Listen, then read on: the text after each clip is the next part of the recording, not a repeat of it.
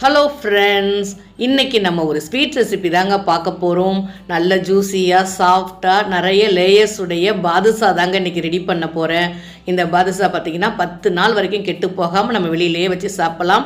அந்த அளவுக்கு சூப்பராக இருக்கும். பாதுஷா கல் போல் அழுத்தமாக ஆகாமல் இருக்கிறதுக்கு எந்த பக்குவத்தில் மாவு பிசையணும், சக்கரைப்பாகு எந்த பக்குவத்தில் நம்ம காய்ச்சி எடுக்கணும் அப்படின்ற ஃபுல் டீட்டெயில் வீடியோ தாங்க பார்க்க போகிறோம். இந்த வீடியோவில் நிறைய டிப்ஸ் அண்ட் ட்ரிக்ஸ் எல்லாம் இருக்குது. வீடியோ ஸ்கிப் பண்ணாமல் பாருங்கள். என்னோடய ரெசிபிஸ்லாம் உங்களுக்கு ரொம்பவே பிடிச்சிருந்தா மறக்காமல் ஒரு லைக் மட்டும் கொடுங்க. வாங்க நம்ம நிறைய லேயர்ஸ் உடைய பாதுஷா எப்படி ரெடி பண்ணுறோம் அப்படின்ற ஃபுல் டீட்டெயில் வீடியோ பார்க்கலாம். இந்த வீடியோ உங்களுக்கு ரொம்பவே பிடிச்சிருந்தா மறக்காமல் என்னோடய விகாஸ் சமையலை சப்ஸ்கிரைப் பண்ணிட்டு பக்கத்தில் இருக்கிற பெல் ஐக்கானை கிளிக் பண்ணிக்கோங்க. வாங்க இப்போ நம்ம வீடியோக்குள்ளே போயிடலாம்.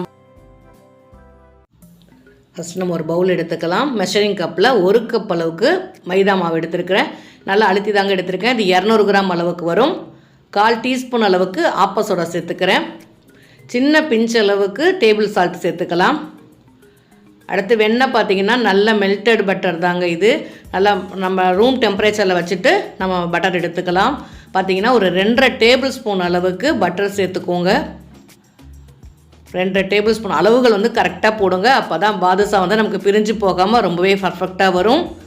1/2 டேபிள் ஸ்பூன் அளவுக்கு தயிர் சேர்த்துக்கோங்க. புளிக்காத கெட்டி தயிர் சேர்த்துக்கோங்க. முதல்ல நம்ம மாவு, பட்டர், ஆப்ப சோடா, உப்பு எல்லாமே சேர்த்துட்டு லைட்டாக ஜென்டலாக மாவு பிசைஞ்சுக்கோங்க. நம்ம அழுத்தி பிசைஞ்சோன்னா நமக்கு பாதுஷா அழுத்தமாயிடும். அதுக்கப்புறம் நமக்கு சக்கரை பாகில் அது ஊறாது. அதனால் ஒரு 2-3 விரலில் மட்டும் லைட்டாக ஜென்டலாக மாவு பிசைஞ்சுக்கோங்க. இந்த மாதிரி நல்லா உதிரியாக வரணும். இந்த மாதிரி பட்டர் போட்டு நீங்கள் பாதுஷா செஞ்சு பாருங்கள். நம்ம கடைகளில் கிடைக்கக்கூடிய அதே டேஸ்ட்லேயே வரும். மாவும் பிரிஞ்சு போகாமல் ரொம்பவே பர்ஃபெக்டாக வரும். இந்த மாதிரி உதிரியாக நல்லா மாவு பிசைஞ்சு எடுத்துட்டேன். அடுத்து மெஷரிங் கப்பில் 1/4 கப் அளவு தண்ணி எடுத்துக்கிறேன். தண்ணி பார்த்திங்கன்னா கொஞ்சம் கொஞ்சமாக சேர்த்து மாவு மிக்ஸ் பண்ணிக்கோங்க. ரொம்ப அழுத்தியெல்லாம் பிசையக்கூடாதுங்க. கொஞ்சம் ஜென்டலாக பிசைஞ்சுக்கோங்க சாஃப்டாக. அப்போ தான் பாதுஷா நமக்கு ரொம்பவே சாஃப்டாக லேயர்ஸோடு வரும். நமக்கு மாவு பிசைகிற பக்குவம் பார்த்திங்கன்னா நம்ம பாத்திரத்துலேயும் ஒட்டக்கூடாது, நம்ம கையிலையும் ஒட்டக்கூடாது. அந்த பக்குவத்துக்கு நம்ம மாவு ரெடி பண்ணிக்கலாம். அவ்வளோதான். ஒரு 2-3 தடவை நம்ம கொஞ்சம் லைட்டாக பிசைஞ்சாலே இந்த மாதிரி சாஃப்டாக வந்துடும். பாத்திரத்தில் பாருங்கள் கொஞ்சம் கூட மாவு ஒட்டாது, நம்ம கையிலையும் ஒட்டவே ஒட்டாது. நல்லா அழுத்தாமல் லைட்டாக சாஃப்டாக பிசைஞ்சு எடுத்துக்கோங்க. இது ஒரு 15 நிமிஷம் நமக்கு நல்லா ஊறட்டும். 15 நிமிஷம் கழித்து நம்ம பேடா போட ஸ்டார்ட் பண்ணிடலாம். ஒரு மூடி போட்டு மூடி வச்சுட்டேன்.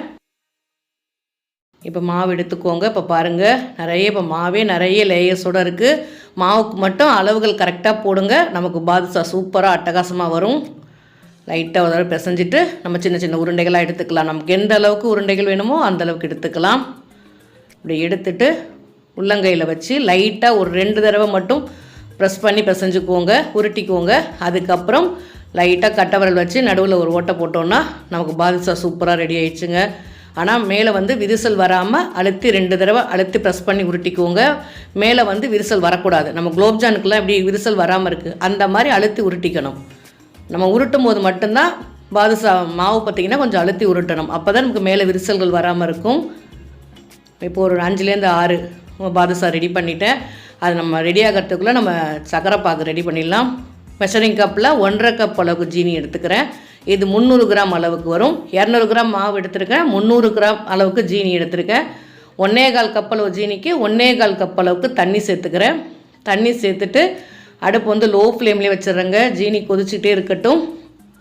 ஓரளவுக்கு நல்லா கொதிக்க ஆரம்பிச்சிருச்சு. இந்த ஸ்டேஜில் கொஞ்சமாக குங்குமப்பூ சேர்த்துக்கிறேன். குங்குமப்பூ சின்ன லைட்டாக கலருக்காக தாங்க, தேவைன்னா சேர்த்துக்கலாம், இல்லைன்னா ஸ்கிப் பண்ணிடலாம். நல்லா கொதிக்க ஆரம்பிச்சிருச்சு. அது லோ ஃப்ளேம்லேயே வச்சுக்கோங்க. அடுத்து பார்த்திங்கன்னா நம்ம பாதுஷா பொரிச்சு எடுக்கிறதுக்கு தேவையான அளவுக்கு ஒரு பேனில் எண்ணெயும் ஹீட் பண்ணிடலாம். நம்ம அதுக்குள்ளே ஒரு 5-6 பாதுஷா ரெடி பண்ணியிருக்கேன். இது மாதிரி ஒரு சின்னதாக உருண்டை எடுத்து எண்ணெயில் போடுங்க. நல்லா ஒரு நிமிஷத்தில் நம்ம தன்னால் எலும்பி மேலே வரணும். அந்தளவுக்கு ஹீட் இருந்தால் போதும். அதிகமான ஹீட்டில் வச்சு நம்ம பாதுஷா பொரிச்சோன்னா மேலே மட்டும் நல்லா வெந்திருக்கும், உள்ள மாவாகவே இருக்கும். அடுப்பை நல்லா லோ ஃப்ளேமில் வச்சுட்டு எண்ணெய் நல்லா லைட்டாக சூடு வந்ததுக்கப்புறம் இந்த மாதிரி பாதுஷா சேர்த்துக்கோங்க. அதிகமான அளவு சேர்க்கக்கூடாது. ஒரு 4-5 பாதுஷாவாக பொரிச்சு எடுத்துக்கோங்க. நிறைய பாதுஷா சேர்க்கும்போது நமக்கு பிரிஞ்சு போகிறதுக்கான வாய்ப்புகள் அதிகமாக இருக்கும். அதுவாகவே எலும்பி மேலே வருது பாருங்கள். வந்ததுக்கப்புறம் திருப்பி விட்டுக்கலாம். எண்ணெயோட ஹீட் ரொம்பவே கரெக்டாக இருக்கணும். ஓரளவுக்கு லைட்டான சூடு, லோ ஃப்ளேமை விட கொஞ்சம் கூட அதிகமான ஹீட் வச்சுக்கோங்க. மீடியம் ஹீட்டை விட கொஞ்சம் கம்மியாக இருக்கணும், லோ ஃப்ளேமை விட கொஞ்சம் அதிகமாக இருக்கணும். அந்த மாதிரி வச்சுட்டு நல்லா நமக்கு பாதுஷா பார்த்திங்கன்னா நல்லா புரிஞ்சு நல்லா கிறிஸ்பியாக வரணுங்க. அந்தளவுக்கு நம்ம பொரித்து எடுத்துக்கலாம். இதை நம்ம ஒரு பேட்ச் பொரிக்கிறதுக்கு ஒரு 10லேருந்து 12 நிமிஷம் ஆகுங்க. நமக்கு 10 நிமிஷம் நமக்கு நல்லா பொரிய விட்டுக்கோங்க. அப்போ தான் மேலே நல்லா கிறிஸ்பியாக வரும். இந்த மாதிரி நல்லா லோ ஃப்ளேமோட கொஞ்சம் அதிகமான அளவு வச்சு பொரித்து எடுத்துக்கோங்க. நல்லா நிறம் மாறி வந்துருச்சு பாருங்கள். கொஞ்சம் கூட எண்ணெய் குடிக்காமலும் வரும். நம்ம அதிகமான ஹீட் வச்சுட்டோன்னா உள்ள மாவாக இருக்கும், மேலே பார்த்திங்கன்னா நிறம் மாறி வந்துடும். அதனால் கொஞ்சம் பார்த்து பக்குவமாக பொரித்து எடுத்துக்கோங்க. இப்போ பாருங்கள் எல்லாமே நல்லா பொரிஞ்சு சூப்பராக ரெடி ஆயிடுச்சு. நல்லா எண்ணெய் இல்லாமல் நல்லா வடிகட்டி எடுத்துக்கோங்க. வடிகட்டிட்டு ஒரு பிளேட்டில் எடுத்து வச்சிடுறேன். அடுத்து பார்த்திங்கன்னா நம்ம ஜீனி பாகு பக்குவம் எப்படி இருக்குன்னு நம்ம பார்க்கலாம். இப்போ ஜீனி நல்லா கொதிச்சு, சக்கரை பாகு நல்லா கொதிச்சு ரெடி ஆகிடுச்சு.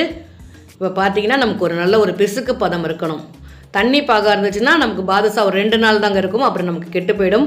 ஓரளவுக்கு லைட்டாக திக்கான பதம் இருந்தால் தான் நமக்கு பாதுஷா வந்தீங்கன்னா ஒரு 10 நாள் வரைக்கும் நமக்கு கெட்டு போகாமல் இருக்கும். இந்த மாதிரி ஓரளவு திக்கான பதம் தான் இருக்கணும். ஆனால் ஜீனி பாகு நல்ல சூடாக இருக்கணும்.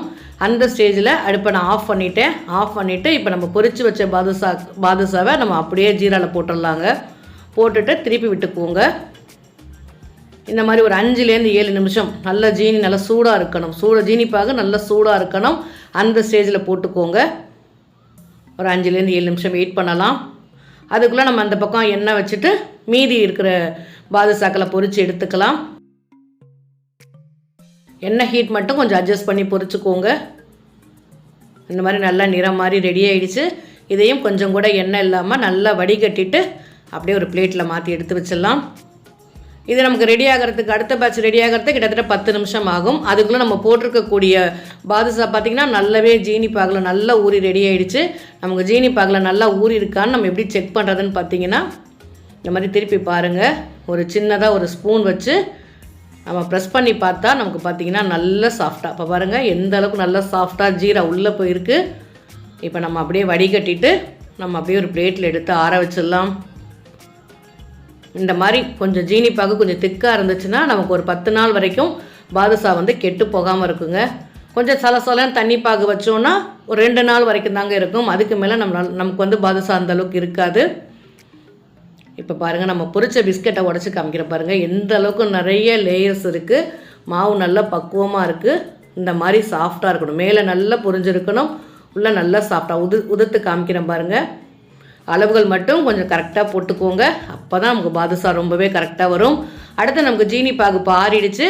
தேவைன்னா கொஞ்சமாக தண்ணி சேர்த்துட்டு திரும்ப ஒரு தடவை நல்லா கொதிக்க வச்சுட்டு அடுப்பை ஆஃப் பண்ணிக்கோங்க. ஆஃப் பண்ணிவிட்டு திரும்ப நம்ம பொரித்து வச்ச பாதுஷாக்களை திரும்ப போட்டு ஒரு 5லேருந்து 7 நிமிஷம் ஊற வச்சு நம்ம எடுத்துக்கலாம். நம்ம செஞ்சுருக்கக்கூடிய 200 கிராம் மாவுக்கு பார்த்திங்கன்னா மொத்தத்துக்கு 10 பாதுஷா தாங்க வந்திருக்கு நமக்கு. நம்ம அதில் ஒரு பாதுஷாவை நம்ம உடைச்சிட்டோம். மீதி இருக்கக்கூடியது 9 பாதுஷா தாங்க நமக்கு வந்திருக்கு. இதுவும் ஒரு 5லேருந்து 7 நிமிஷம் நல்லா ஊறினதுக்கப்புறம் அப்படியே ஒரு பிளேட்டில் போட்டு நல்லா ஆற வச்சுக்கோங்க. இப்போ நம்ம உடனே எடுக்க முடியாது, ஒரு 2 மணி நேரம் நல்லா ஆறணும். இந்த மாதிரி பக்குவத்தில் ஜீரா பாகு வச்சிங்கன்னா இந்த மாதிரி சர்க்கரை பாருங்கள் நல்ல கிறிஸ்டலாக இருக்குது. அப்படியே அடியில் ஒரு தோசை கரண்டி வச்சுட்டு திருப்பி எடுத்துக்கோங்க.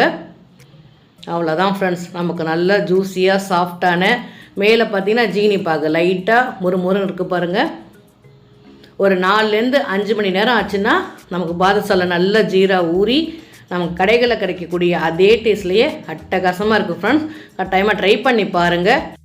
சர்க்கரையோட இனிப்பு டேஸ்ட் பார்த்திங்கன்னா ரொம்பவே கரெக்டாக பர்ஃபெக்டாக இருக்குது ஃப்ரெண்ட்ஸ். நீங்கள் இதை நல்லா ஒரு 3லேருந்து 4 மணி நேரம் நல்லா சூடு போக நல்லா ஆற வச்சதுக்கப்புறம் எடுத்து நீங்கள் ஸ்டோர் பண்ணி எடுத்து வச்சுக்கோங்க. கிட்டத்தட்ட ஒரு 10 நாள் வரைக்கும் நம்ம கெட்டு போகாமல் ரொம்பவே நல்லாயிருக்கும். என்னோட ரெசிபி பிடிச்சிருந்தா ஒரு லைக் மட்டும் கொடுங்க. மறக்காமல் விகாஸ் சமையல் சப்ஸ்கிரைப் பண்ணிக்கோங்க. தேங்க்யூ.